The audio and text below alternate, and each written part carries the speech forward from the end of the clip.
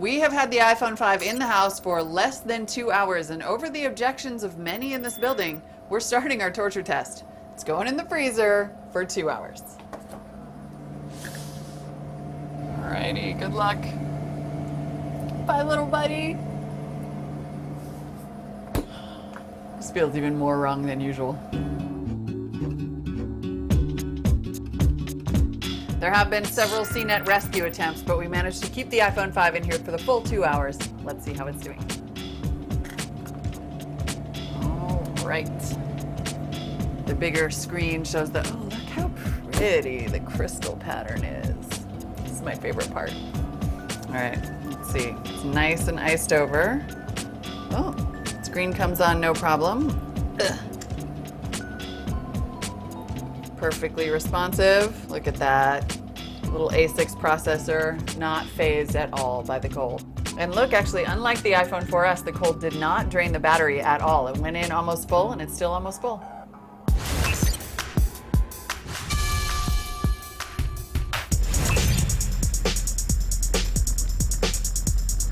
Our iPhone 5 came through the cold test with no problem. Let's see how it handles the heat test. A little change in the heat test. We've decided, in the interest of all of that plastic very close to heat sources, we're going to try wrapping these in a towel so that we get a lot of heat, but maybe not so much melting. All right, so we'll wrap it up. You may remember we did this with our iPad back in season 1. Okay, let's put our little, look, it looks like kind of like bread dough.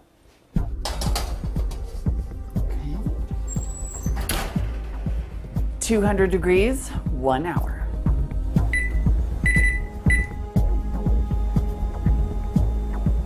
Sounds like our iPhone is cooked. Let's make that stop. Okay, all right, and see how it's doing.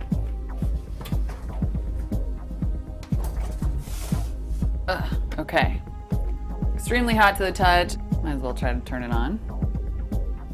Oh, yep. We have our temperature warning. iPhone needs to cool down before you can use it.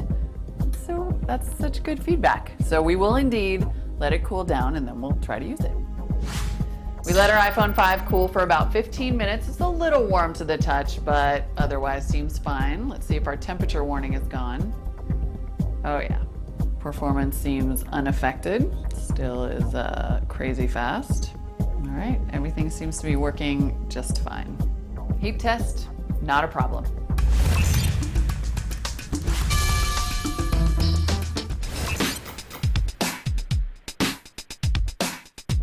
Let's see what happens if, say, we're sitting outside and we accidentally shuffle puck it across the concrete.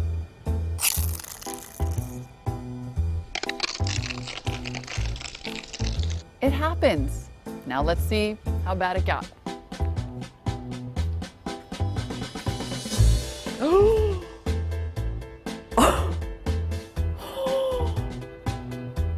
Wow.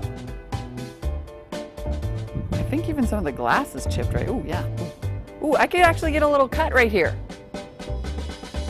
You're gonna need a case.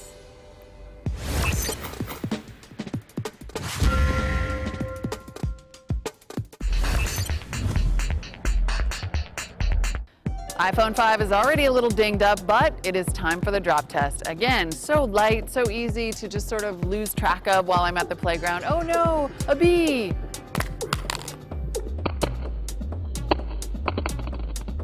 Onto the concrete. We have some chipping on the front. We've actually cracked the glass on the back. It could have been already in a weakened condition, but that was only one drop. But I think we need to keep dropping it. How about shoulder height?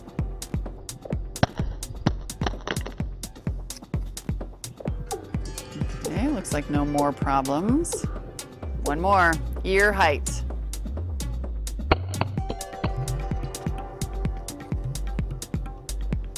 If you only looked at it from the front, you would say this phone is amazing. It's this view that's the problem. Now let's see if the actual phone is still functional. Comes on. Looks like we don't have any screen damage like we did with the 4S. So the phone is still functional, but I think with a cracked back, we're gonna have to call this one a fail.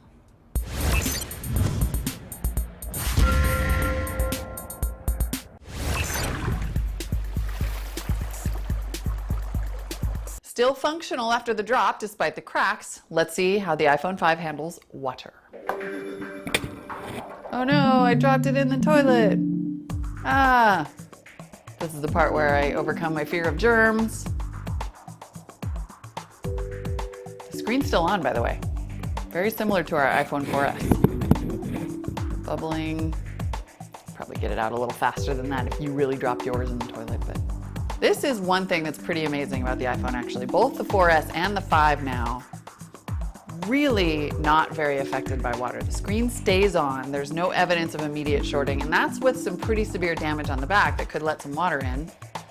Just to be on the safe side, I'm gonna power it all the way down, put it in our rice bag, all the way off. Of course, I cannot take the back off or the battery out to make sure we really get drying on the insides, but it's not really acting like it has water on the inside. Check on you later. Let's see how our iPhone 5 did with the water test. We've had it in a bag of rice for about 36 hours, just to be safe. Now you remember it was on when it came out of the fish tank, but sometimes the water sinks in a little later. We did a little charging, but I don't know how it's doing. Oh, it's on. Screen seems perfectly responsive. It's doing its thing. That is pretty impressive. Just like the iPhone 4S, this one has no problem with a short dip in a pool, which is good news for a lot of you. Now I do also want to revisit the drop test. At the end, when I was a little bit shocked by all the damage that we had caused by dropping this phone, I declared it a failure. But on second thought, I think I have to take that back. I mean, it's totally functional. If you put a case on the back, you'd still be perfectly happy to have it. So, on second thought, it's a pass.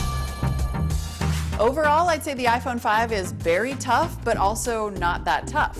Compared to the Samsung Galaxy S3, which went through all the same tests, this obviously came out pretty damaged, and our S3 had no scratches at all. That said, any phone that can take a dunk and still come out working fine is one that you're gonna feel confident with. I would just say, get yourself a case. If you don't want to get a case, this might not be the phone for you. And I do want to issue a little bit of a warning because this is my personal phone, which I've now had for 5 days, and the front glass is covered in scratches just from carrying it in my purse. If you are the kind of person who really prefers to have a phone without a case, I recommend thinking twice about iPhone 5. Although I am going to take this one back to the store and see what they say.